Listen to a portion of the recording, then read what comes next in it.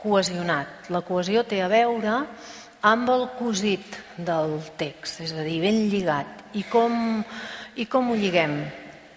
Doncs ho lliguem a partir de l'ús i pràctica de la puntuació, dels connectors, de les anàfores, és a dir, paraules que ens serveixen per no repetir els mots, com poden ser els sinònims, els pronoms, frases sense subjecte, perquè ja es dona per entès. Per tant, hem de poder practicar-ho i hem de poder fer visible per aconseguir un text cohesionat. El nostre text del turista, com el tenim? Doncs és un text molt enumeratiu, que sí que utilitza connectors, però repeteix els mateixos. I en ocasions no els acaba d'endevinar. I la puntuació també està posada una mica aleatòriament. Què podem fer? Doncs assajar molt, i això ho tenim, jo crec, bastant treballat, tot el que és el tema, per exemple, dels connectors. Un text com aquest no s'hi arriba així de cop. Pam, el primer dia els nens escriuen amb una seqüència així tan acurada i ben feta de 4 connectors ben seqüenciats. Per arribar a un text com aquest l'hem hagut de treballar. I com es pot treballar? Doncs també en vam veure mostres la conferència passada, a partir de fer explícit els connectors amb llistes de connectors, amb pràctiques fent escriure els diferents connectors a cada moment del text. I això ho podem fer en el moment de redacció, en el moment de textualització, acompanyant els nens, utilitzant aquestes eines i estratègies que hem presentat i acompanyant-los en la conversa, si podem, al seu costat. Un text concret que ens podem trobar, una intervenció. Veiem un exemple d'intervenció per ajudar a treballar la cohesió. És un text on no hi ha connectors. Convertim els punts, convertim les comes en connectors. Treballem l'ús dels connectors en el text. En aquest cas, totes les activitats les podem fer col·lectivament, projectant-les, però també les podem fer individualment o en parelles. Jo voldria jugar amb el Futbol Club Barcelona de porter, punt, també de central. Què et sembla? Què podem fer aquí? Parlem-n'hi. Podríem buscar una paraula que ens lligués aquesta frase amb l'altra sense necessitat d'un punt? Sí? O també de central.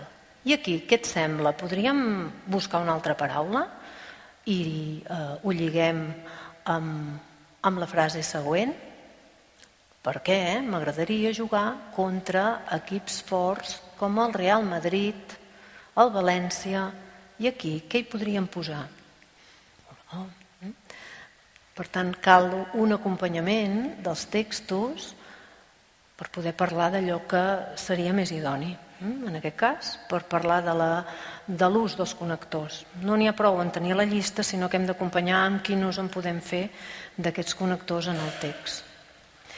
Una altra intervenció didàctica, en aquest cas, per treballar la substitució de paraules que es repeteixen. Podríem situar aquesta activitat amb alumnes una miqueta més grans, 5è, 6è, depèn del domini, situeu vosaltres. Necessitem un text real, partim d'un text real i l'observem i demanem als alumnes que llegeixin aquell text individualment.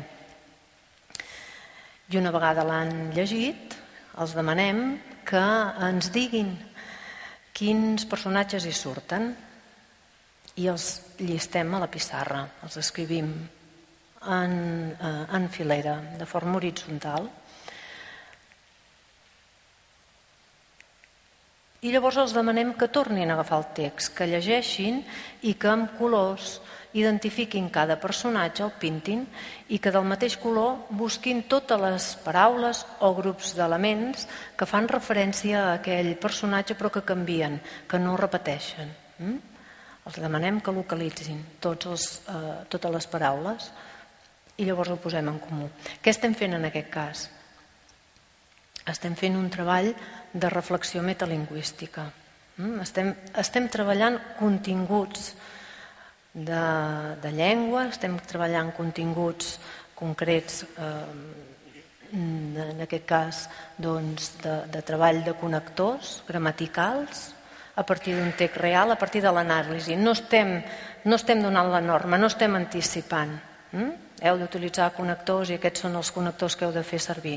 Perdó, les paraules substitutòries que heu de fer servir, sinó que ho analitzem a partir d'un text real.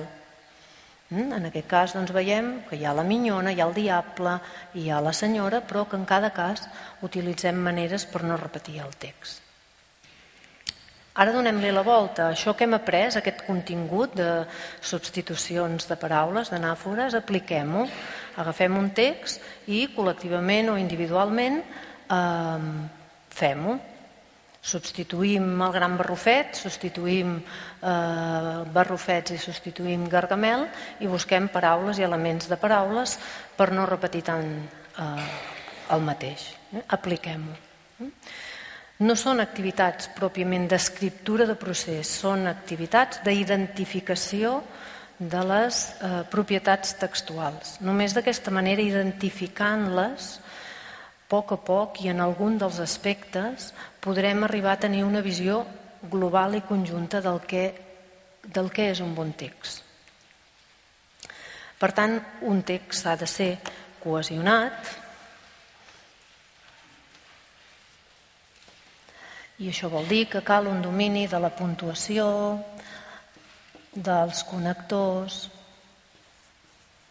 de les anàfores.